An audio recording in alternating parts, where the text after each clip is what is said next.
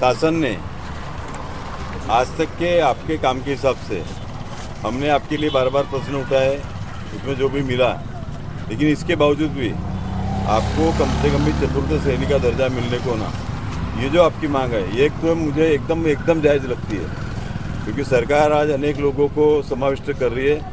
हम सरकार को यही बोल रहे हैं कि भाई आज कोतवाल बोलने के बाद में एक तलाटी के बराबर का दर्जे का अधिकारी उस गांव के अंदर में आया, क्योंकि आज ये पूरा साझा संभालना, ये करना वो करना, कितने आपके तरफ काम रहते हैं मुझे पता है, बराबर है कि नहीं।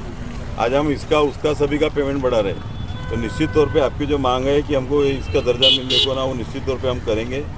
और एक वो तुम्हारी वो नाम बदलने वाला विषय था महसूल से करके, वो भी उसको तत्वतः मान्यता सरकार ने दे दी है।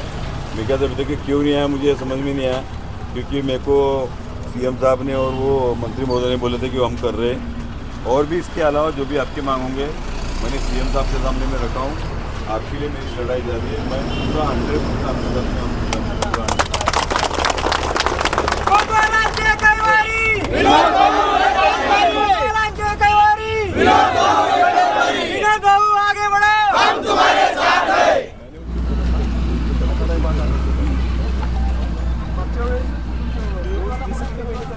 आज जिल्हाधिकारी कार्यालय गोंदियाच्या समोर जिल्हा गोंदियातील सर्व कोतवाल हे बेमुदत संपावरती बसलेले आहेत।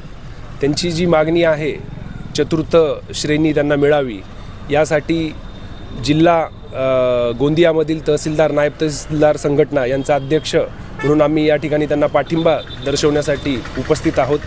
कोतवालांची अत्यंत मागील 2-4 वर्षापासूनची ही रास्त अशी मागणी आहे आणि त्या अनुषंगाने शासन स्तरावरती त्यांचा पाठपुरावा सुरू आहे।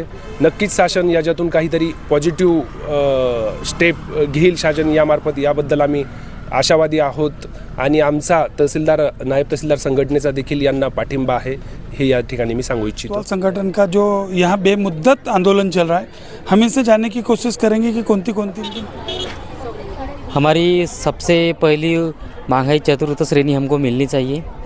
65 साल से हम शासन से ये मांग रहे हैं कि हमको चतुर्थ श्रेणी दो, लेकिन अभी तक हमको शासन ने नहीं दी है। हमको काम के हिसाब से हम अपना अधिकार मांग रहे, हक मांग रहे, हक के लिए लड़ रहे, हमको मिलनी चाहिए, लेकिन अभी तक कोई भी शासन ने नहीं दी है। तो हमारी एक ही मांग है कि हमको चतुर्थ श्रेणी दो।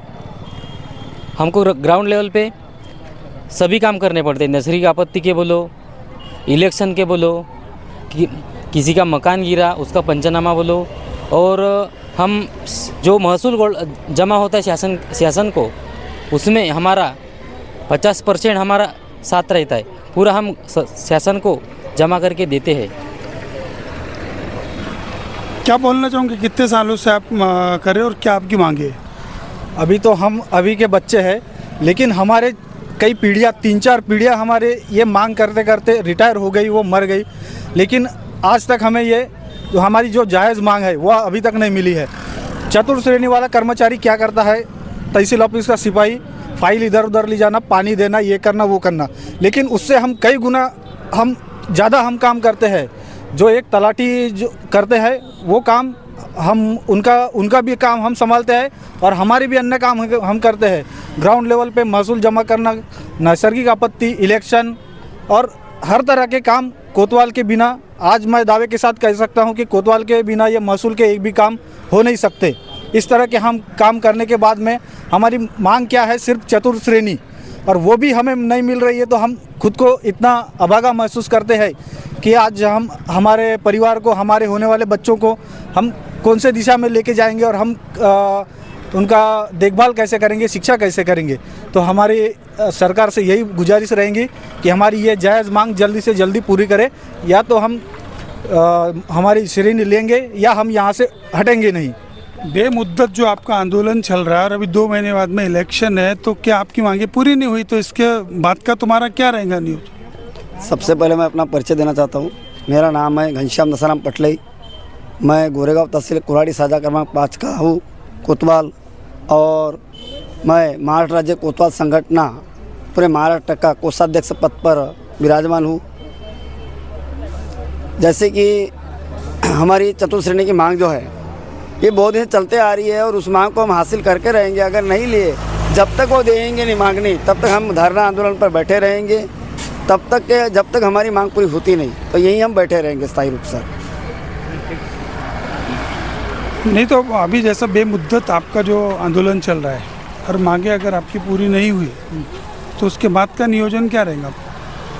देखो, मांगे अगर हमारी मांग चतुर्थ श्रेणी के है, शासन को ये भी मालूम है कि ये कितना काम करते हैं, लेकिन शासन हर बार दूसरों का दुजोरा देके हमारी जो मांग है उससे हमें वंचित रख रही है। तो हमारा यही कहना है, अगर शासन नहीं देती, वो देने न देने का बात का क्वेश्चन है, लेकिन अभी ऐसी है नौबत कि अभी आर्या पार की लड़ाई है। क्यों कि इलेक्शन के जो काम है वो कोतवाल के बगैर हो ही नहीं सकते। क्यों, पेटियाँ उठाने से लेकर सीलिंग से लेकर तो जो प्लानिंग रहती है 3 महीने से लेकर जो होती है इलेक्शन बूथ पे जाने तक, वो सिर्फ कोतवाल और तलाठी ये 2 ही लोग करते हैं। तो शासन को यही देखते हुए कि हमको श्रेणी की डिमांड इसी लेवल पे गवर्नमेंट दे सकती है, और अगर नहीं भी देती 2 महीने बाद, फिर भी हमारा आंदोलन सस्पेंड भी हो जाए चलेगा, लेकिन हमारा ये आंदोलन जारी रहेगा। सब ठान के रखे, चतुर्थ श्रेणी गवर्नमेंट से लेकर ही रहेंगे और लेकर ही जाएंगे।